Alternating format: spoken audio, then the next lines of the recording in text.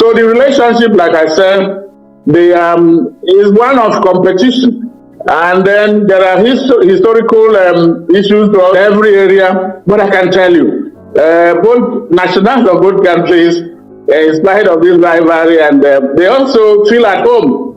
I will say that Nigerians feel better at home in foreign countries. Ghana is where they do, and Ghanaians. This Nigerian International Analyst man has actually come out to say the relationship between Nigeria and Ghana, how it is built, and what he have to say about it.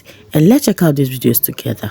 National Affairs Analyst Paul Ejime, good to have you here tonight. So let's begin with this now. How would you assess the relationship between Ghana and Nigeria? Well, it's been one of no love lost. It's been checkered and eventful at the same time. So they are brothers, they are sister nations, if you like, but there have been some frictions, like you have mentioned. By the way, the expulsion in 1983, like you said, was as a result of under former President Shagari, was because of economic crisis, and so Nigeria had to, and then the religious issue, the Kanu riots, you said 1980 and 81. But remember that similar thing has happened in Ghana under, Prime Minister Ofi Busia, as Prime Minister in Ghana, 1969. Some 200,000 people were expelled, mainly half of them were Nigerians, for a similar reason. When then it was the fact that locals were complaining about unemployment, and then partly because Nigeria had also taken up maybe jealousy, because Nigerian traders, cocoa, they were involved in mineral works, were doing very well in trade. And so the locals were now saying, listen, these people are good, they are taking our jobs. And usually governments at times they bring these policies when there is an election coming, and then it becomes a popularist. They want to be popular to show the people that they care. So it hasn't helped. So that 69 in Ghana, then followed by 83 in Nigeria, it hasn't helped any of these the relationship, because it only helps to really sour the relationship, particularly with ECOWAS. ECOWAS that came in 1975. So if that of 1969 could be excused, that of 1983 by Nigeria, when all the two countries are members of ECOWAS, could have been handled in a much better way. So the relationship, like I said, is one of competition, and then there are historical issues to also look at. You remember, Ghana got independence in 1957, Nigeria 1960, but in 1966, that was when the two countries experienced a military coup. Nigeria in January 1966, and then in Ghana, February 1966, the one that took out independent president in Ghana, Kwame Nkrumah. So that is how it has been in football, in every area. But I can tell you, both nationals of both countries, in spite of this rivalry, and they also feel at home. I will say that Nigerians feel better at home in foreign countries. Ghana is where they do, and Ghanaians vice versa. When they are in Nigeria, in spite of the rivalry or competition, I think there is so much in common that both countries can. Again, this issue of rivalry, like the trade, Nigerians were recently doing traders. They were being asked to take some, ridiculous amount. And then Nigeria also closed its borders. So there have been some irritants. But that is to be expected. Even families, they have issues. Husband and wife, brothers and sisters in a family. And then so it also extends to international relations. All right, so it's not one, yeah, it's not one that is bad. I think it can be improved upon. Yeah, in terms of building upon the relationship between the two, do you perhaps, recently there was a bit of a frosty relationship, partial frosty relationship between Ghana and Nigeria owing to a demolition of Nigeria's High Commission in Ghana. So do you think perhaps that will in one sense affect any bilateral relationship between the two countries, do you think?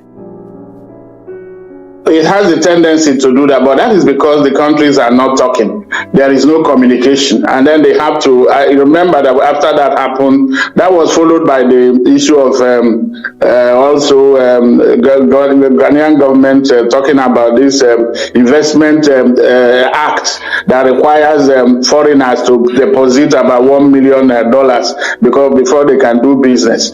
That shouldn't be happening. They have ECOWAS, they all belong there, that talks about free movement of people, goods, and rights to residence and establishment. So if there are issues, they should come together. I think both leaders are now talking. There is the Nigeria-Ghana commission, bilateral commission, we talked about it. They should meet and iron out these issues, because it's not conflict resolution. The world, if anybody tells you that there can be a war without conflict or crisis, that is being naive. But it's now on the capacity to be able to resolve them, to be able to mediate and get them out of the way. So Nigeria and Ghana, they have a lot more similarities than things that divide them. I think they should now enhance those things that bring them together than focus on things that are dividing them. All right, that is the way to go. A fine plan. I don't know if there are any other two countries that have the type of relationship Nigeria has with Ghana.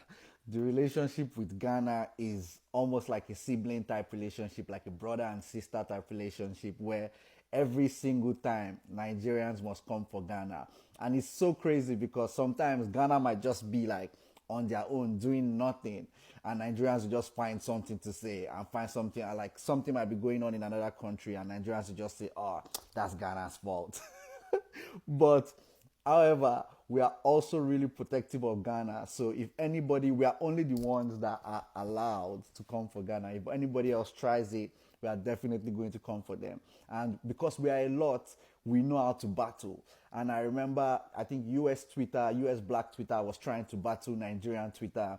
And it went on for 3 days, because when Nigerians in Nigeria were sleeping, Nigerians in the diaspora would take over because of time zone, would take over the battle, and it just kept on going till the US Twitter all of a sudden just started getting tired. And I don't know, we are resilient. It might be toxic, but yeah, shout out to Ghana, shout out to our Ghanaians. We know we love you, but at the same time, What this man said between Ghana and Nigeria relationship, the analysis, is it right? Let me know on the comment section. But I know this actually started since 41 years now plus. That should be 1983, when Nigerians said Ghana must go. And for a fact, right, I think Ghana did the same thing before Nigeria did that. One of the reasons that it may seem as though that it affected Ghanaians more, because Nigerians said foreigners must go, but at that moment Ghanaians was much in the country, and many of them lost their businesses, lost their properties, some of them lost their lives, and these stories have been passed to generation, and that has been the cause of bad relationship between Nigeria and Ghana. In as much as that has happened, it has happened, but there's this love between Ghana and Nigeria. Kwame Nkrumah actually helped Nigeria, according to the history, to get independent, and Nigeria and Ghana has been bantering a lot of things online. And it's no more news that it might seem as an atomy of love, At the same time, Nigerians has their own, like seriously, Nigeria has their own issues. In as much as some Nigerians are causing chaos in Ghana, Ghana is trying to still accommodate some Nigerians, and yeah, the Nigeria must go stuff that happened. It has really caused the bad blood between Ghana and Nigeria. I will tell you for your fact, because the uncles and the fathers that was around that period, they keep on passing this information to their children, their nieces, and this banter keep on growing and growing and growing. At the moment, I just feel like we should just forget about the past and move with the present, with the present. But in as much as we are moving with the present, some Nigerians are still doing the worst in people's country, more especially in Ghana. So even if Ghanaians want to forget about what happened, Nigerians keep on rubbing this on their faces with their crimes in Ghana, and it's not really making sense anymore. Anyway, let me know on the comment section, do you really think that Nigeria and Ghana really have genuine connection, genuine relationship, in as much as what has happened? Let us know on the comment section. But please do well by liking this video. Please like the video so that YouTube can post it to more people. Share this video so that more people can see what is going on social media. Bye for now.